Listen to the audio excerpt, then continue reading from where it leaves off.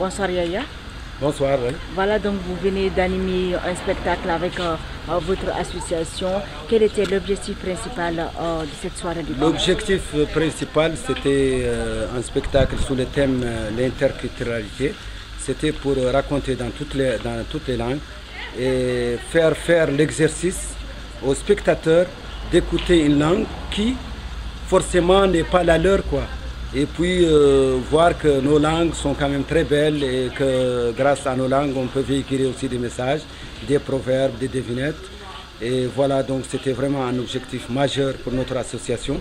Et je pense que l'objectif a été atteint parce que je vois quand même un public qui a été enchanté par notre soirée. Et aussi un public intéressant, quoi, parce qu'il y avait quand même pas mal de personnes. Il y avait au moins 200 personnes.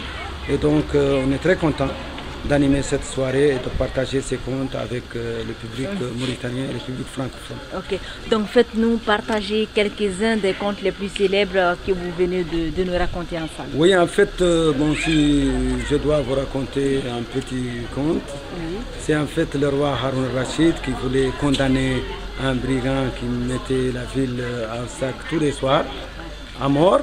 Et avant de rendre la justice, une femme venait et l'implorait, s'il vous plaît, ne tuez pas ce monsieur, ne tuez pas ce monsieur. Et là, le roi lui dit, mais pourquoi? La femme lui dit, parce qu'il est le père de mes 8 enfants. Et vous ne pouvez pas vous retrouver avec 8 orphelins. Et là, le roi réfléchit un instant, puis lui dit, je te pose une question.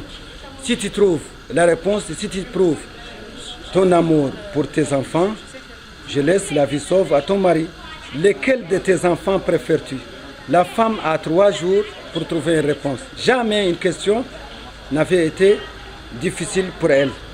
Donc, au bout de la 4e journée, à l'aube, elle se présente devant le calife et elle lui dit, je préfère le plus petit jusqu'à ce qu'il devienne grand, celui qui voyage jusqu'à ce qu'il soit présent, et celui qui est malade jusqu'à ce qu'il devienne vaillant. Et le roi gracia son mari, et puis il lui laisse la vie sauve. Et son mari a eu avec elle encore d'autres enfants et encore d'autres petits-enfants.